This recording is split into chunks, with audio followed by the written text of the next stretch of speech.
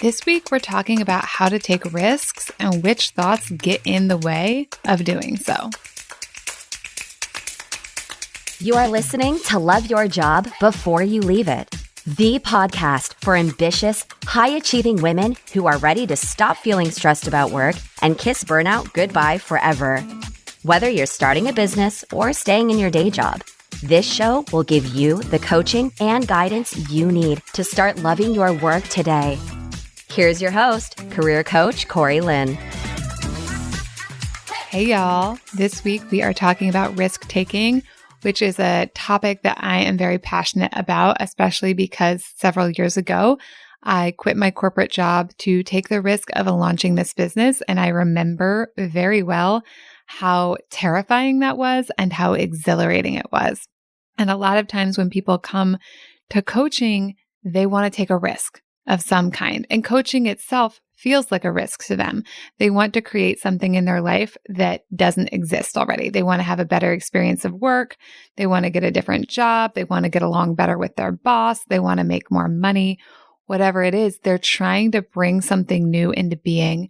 And they see that coaching is a way that they could do that, or a tool that they could use to help them do that. And it feels risky. They're not sure if they want to believe that they can do this thing.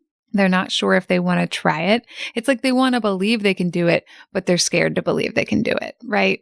I'm pretty sure we've all experienced that. But before we get into it, let's take a moment to read a review. This week's review is from B from Ravenna, and it's called I Love These Podcasts. The review says, my business is that of a coach/trainer, and I use Corey's information and research in many of my sessions. Parentheses, giving her credit, of course, end parentheses. Corey is able to create pictures of the concepts she's describing. I learned something, if not many somethings, from each podcast. Thank you, Corey.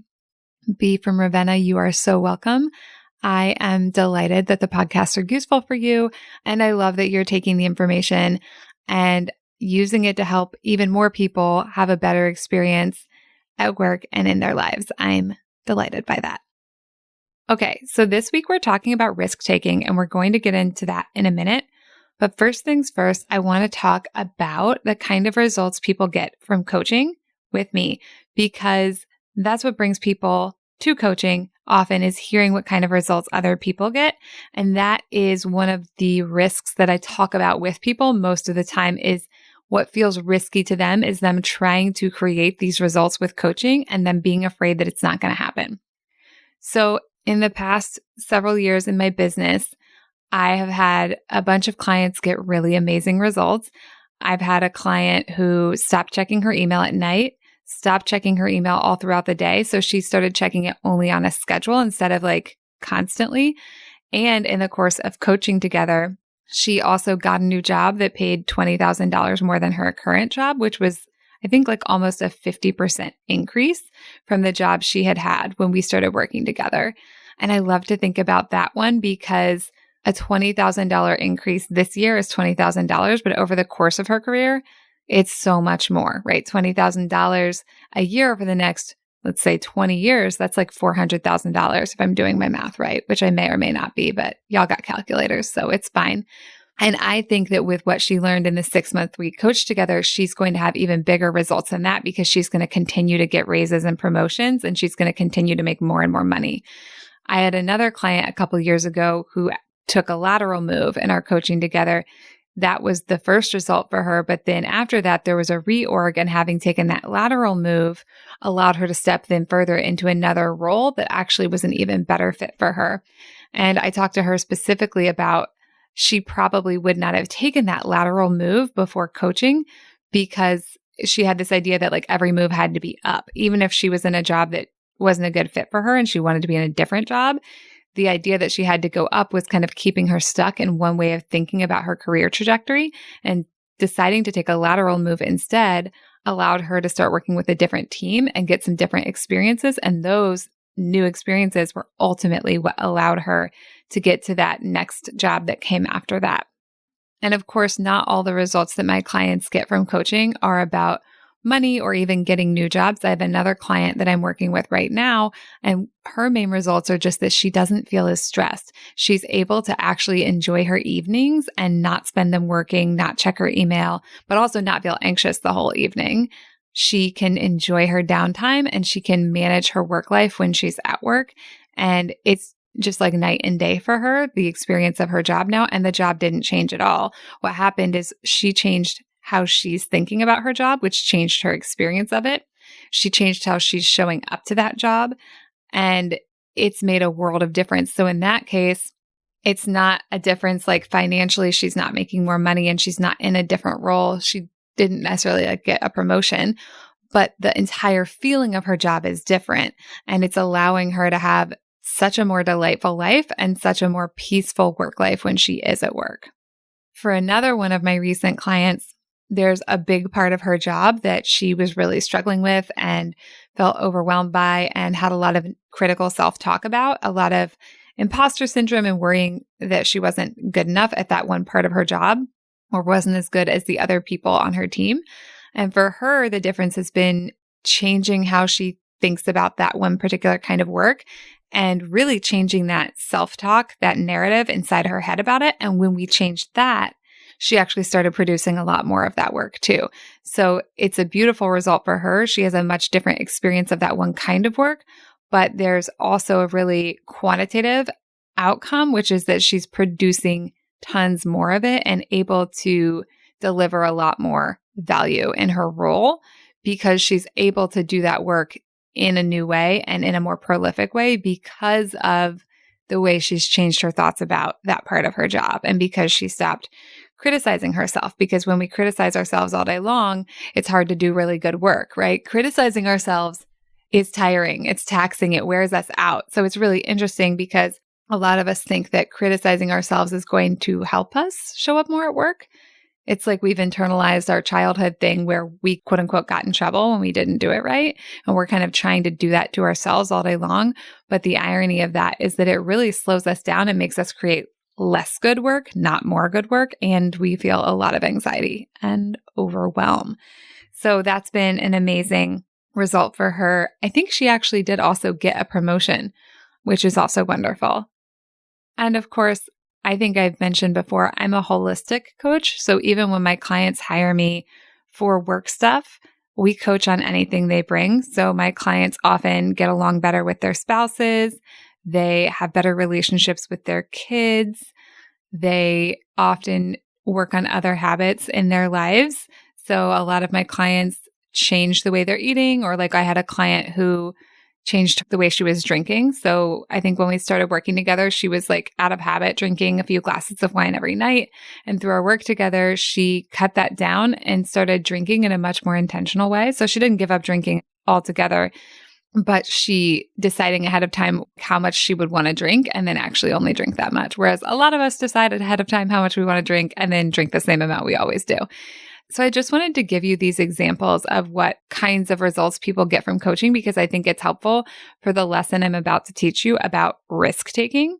Because like I was saying before, if you haven't created a result in your life before, especially if it's a result you really want and you've been really wanting and you've tried a bunch of shit before and you haven't been able to do it, it can feel very risky to keep going after that result. It can feel very scary. For a lot of people, it feels very emotionally loaded, very fraught. So for instance, if you're feeling kind of like burned out and overwhelmed in your current job, but you've already switched jobs like 3 times because every time you have a job, you feel burned out and overwhelmed. So you switch and then you feel burned out and overwhelmed and you switch and you feel burned out and overwhelmed. You may be in this place that I'm talking about where like you still want a solution, you still want to change, you still want to have a better experience. But because you've tried stuff a bunch of times, you've tried changing the job a bunch of times, you might be feeling risk averse, right? You might be thinking like, what's the fucking point? Every time I change something, I just wind up right back here. And in a way, you're not wrong, right? Because that's been your experience. As a coach, though, what I know is, of course, you wind up back there because the way you're thinking about your work is the same. So even if you change the particular job you're in, our thoughts are 9/10 of reality, y'all. Like, because they're the lens through which we view everything.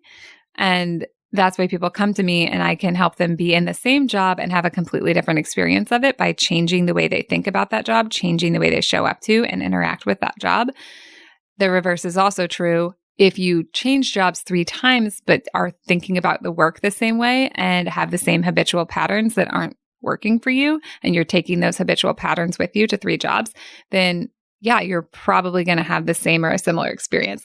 But I get how trying to change something and trying to change something and trying to change something and actually making changes in your life, but then your experience doesn't change, can be really frustrating and can lead to you feeling risk averse.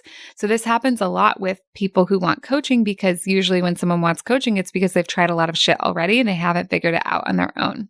So in a lot of ways, it's my job to help people figure out things that they have not been able to figure out before.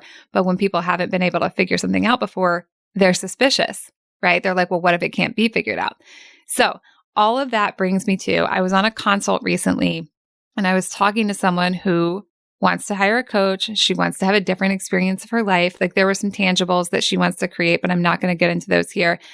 And we were talking about why she wouldn't choose to do it. And the thing that came up for her was like, what if it doesn't work? Like, what if it doesn't work? What if it doesn't work for me? What if it goes wrong? What if it goes badly? Right? And what I was walking her through on that consult, what I was showing her is that the thought error here is actually this idea, what if it doesn't work? When I say thought error, what I mean is that there's a thought here that sounds true and sounds like let's say a quote unquote real concern, but it's a self-fulfilling prophecy. So when people think, what if it doesn't work? We tend to feel an emotion like dread or uncertainty. Then we don't take action, and then nothing in our life changes. And then we're like, see, it didn't work. So what I'm saying here is that the thought, what if it doesn't work, or it might not work, or what if it doesn't work for me? That thought is an obstacle that prevents us from showing up and doing the things we need to do to create the result we want. But we don't realize that when it's happening. So when this is happening in our lives, like there's something we want, let's say we want a new job, but we're having the thought like, what if it doesn't work? Or like, what if it's not worth it to apply to do all these applications? Or like, what if it won't work for me? Like obviously other people are able to like apply for jobs and get them. This is a thing the brain does a lot. It's like tricky. It'll be like, oh, other people can do that, but I can't, right? So the brain's like, obviously people can apply for jobs and get them, but I can't. Something's wrong with me. And then from that headspace, we don't take any action, or we take like some half-assed action. We're like, oh, I looked at 3 jobs and applied to them, but like not in a way that was probably going to help me get the jobs, right? Like I did this actually in my own past. I would like quote unquote apply to jobs, but if I was having this like, this was before coaching, so I didn't know I was doing it. But if I was in the headspace of like, this probably won't work or it's not going to work for me, I would like not, zhuzh up my resume for this particular job, or like I wouldn't look on LinkedIn and see like, do I know anyone there who could talk to me or connect me with somebody? I wouldn't use the full force of my resources to try to get the job. I would half-ass it, assume it wasn't going to work, then it wouldn't work, and then I could throw my hands up in the air and be like, see, it's not working. And so this is what's so important. We think that taking risks is like dangerous. We're like, well, I don't want to take a risk because that's dangerous. But as a coach, what I want to offer is taking risks isn't dangerous. What's dangerous is this thought, what if it doesn't work for me? And then we don't show up and try, and then we believe it doesn't work for us. That's actually what's dangerous. If you want to know the number one thing that's going to get between you and your goals, between you and your dream life, between you and having the career you want to have that's full of meaning and purpose and joy and delight and, wonderful challenges that are fun to work on, it's not you taking a risk. It's you not trying because you don't believe it's possible for you to get the thing you want. I want to say this again because it's so important. When we think we can't have the thing we want for any reason, whether it's like, it won't work for me, or what if it doesn't work out, or whatever, when we think it's not possible, we don't try, then we don't get the thing, or we try and half-ass it and still don't get the thing. And then we think the logical outcome there is, see, I can't have the thing. But all we've proven to ourselves is that when we believe we can't have it, we don't get it. So this brings me back to risk. What I want to offer to you is, what if the bigger risk is not you trying to get the thing and then maybe you hit a rough patch or like it doesn't turn out the way you wanted it to? What if the bigger risk is you not trying or you doing that half-assed trying I was talking about before? I see so many people with big dreams and visions for what they want their lives to be like, that I think you can have that thing. I believe in you. That's like part of my job as a coach, is to believe in your unlimited potential and to believe in your capacity to create the thing you want. This is what coaching does.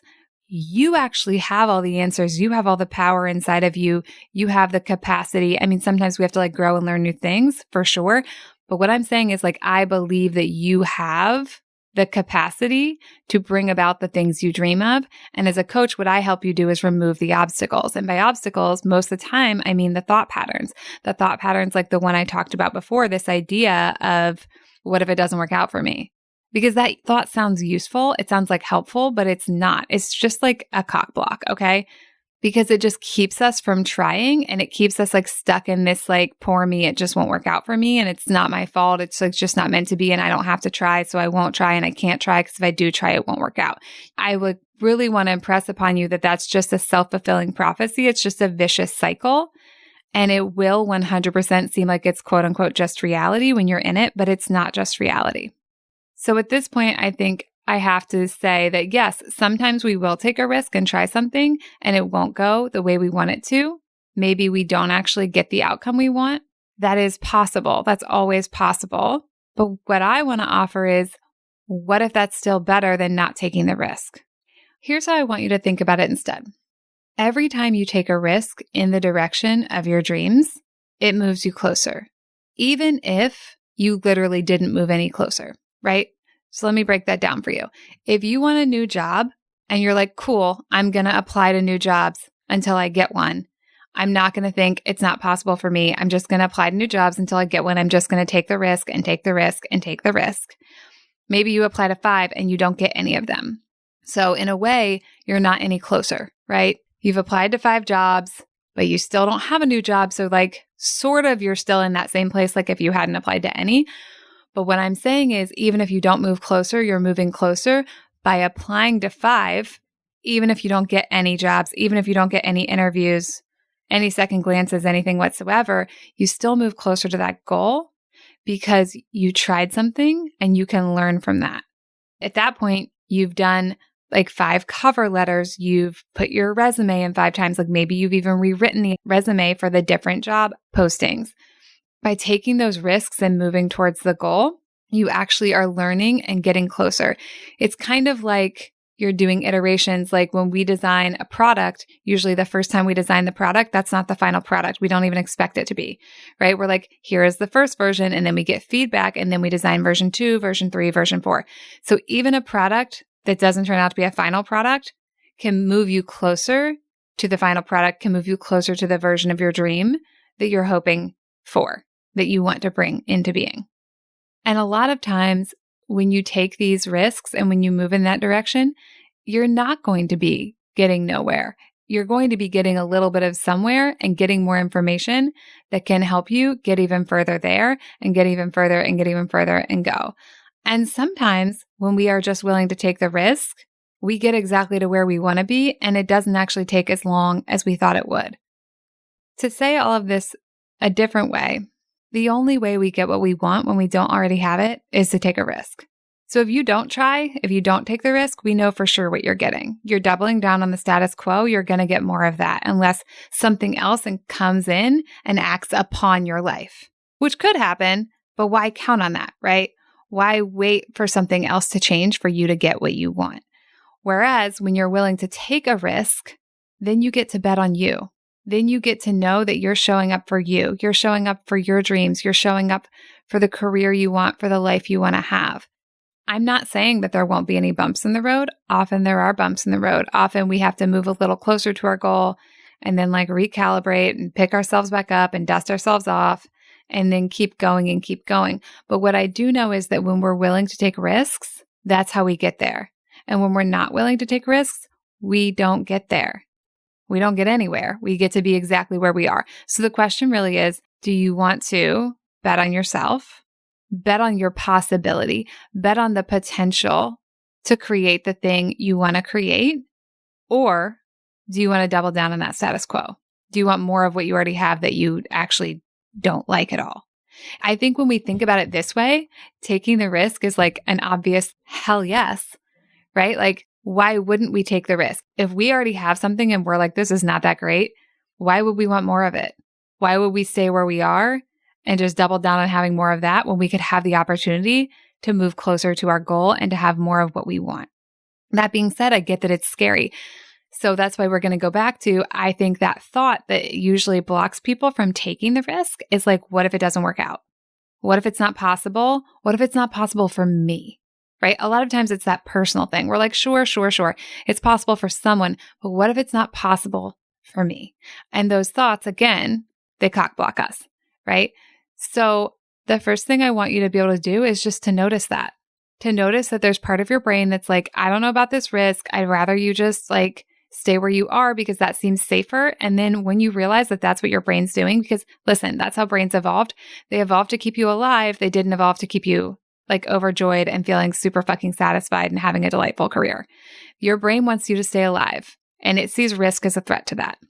So you have to override that discomfort of your brain in order to take those risks. But when you can see that for what it is and you're like, cool, I feel super uncomfortable. My brain doesn't want me to take risks. It doesn't know it's over there. It wants me to stay alive. Then you can ask yourself like, okay, but do I want to double down on the status quo or do I want to bet on me? Do I want to bet on possibility? Like, do I want to live the rest of my life thinking I decided it's not possible to have what I want, so I have to like live this other version of life where I don't have what I want? Or do you want to go find out if you can make it happen for yourself? I don't see any downside to going and figuring out if you can make it happen for yourself. It's scary sometimes over there. Listen, I get that because like, again, I quit my cozy corporate job to launch a business. And there was some time in there when I did not 100% know what I was doing. Spoiler alert, I still don't 100% know what I'm doing, but I have a lot of it figured out now. Right. And I was very uncomfortable. That was part of it. I took that risk and then I had to keep taking the risk and keep taking the risk and keep showing up to that to get to where I was. But I'm so grateful that I did that because if I had stayed in corporate, like I would have, that corporate coziness. Maybe, I mean, that company actually laid off a lot of people in the last, since I quit, they've laid off a lot of people. So I might not even have that job. But by betting on me and betting on my dreams, I got to go figure out how to make those happen.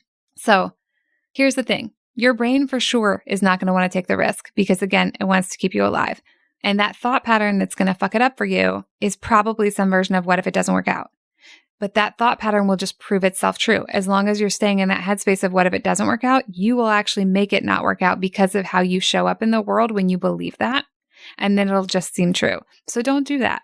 If you want to stay where you are, just be honest with yourself. Just be like, I'm going to stay here. I don't want to fucking go figure this out. I don't want to take the risk. I understand what I'm doing. I'm going to double down on the status quo. There's nothing wrong with that. You can totally make that choice.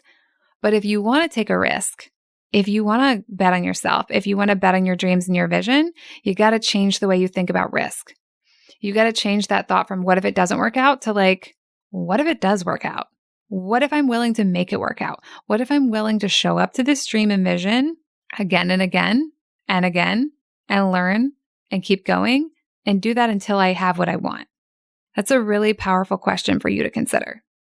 Every client of mine who's gotten amazing results has had to go through this process. They've had to feel that sensation of fear in their body when they thought, what if it doesn't work out? And then they decided to think, no, I'm going to do this. I'm going to do this. I'm afraid I'm going to do it anyways. I'm going to bet on me. I'm going to bet on my dreams. I'm going to bet on my vision. None of them would have gotten to the place of creating the big changes in their lives that they created through coaching without choosing to bet on themselves first. So just think about that. What if anything is possible for you? And the only thing you have to do to get there is to be willing to bet on yourself and keep going until you get what you want. All right, so just to review, we all have human brains here and they have some things that they like to do. And one of the things they like to do is keep us safe.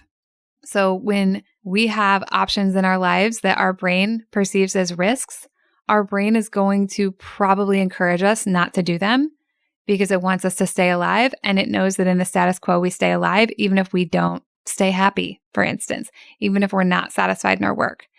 And if you want to go after a big, beautiful goal or dream of yours, that's going to require feeling that sensation of risk, feeling that perceived danger.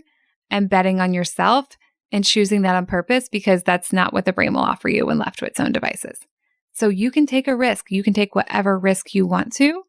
And the key to doing that is the story you tell yourself about the risk and not falling for your brain when it says, okay, but what if it doesn't work out? And if you love what I teach and you want some help taking things a little bit deeper and figuring out how this all applies to your own life, I've got good news for you. I've got space for a few new one-on-one coaching clients starting this month. So let's hop on a call. I'll give you some coaching right away to help you get going. And if it seems like a good fit, I will share with you how we can work together. Just head on over to my website and click on the Work With Me button and get started there. Also bonus, my coaching offering is totally virtual so as to better serve my global audience. And yes, I do work with people who are not native English speakers, and we've had great success doing that. There's even a testimonial on my website with someone in that category, so you can check that out on the testimonials page. All right, y'all, have a lovely week, and I will talk to you next time. Bye. Thank you for listening to Love Your Job Before You Leave It. We'll have another episode for you next week. And in the meantime, if you're feeling super fired up, head on over to CoreyLynn.com for more guidance and resources.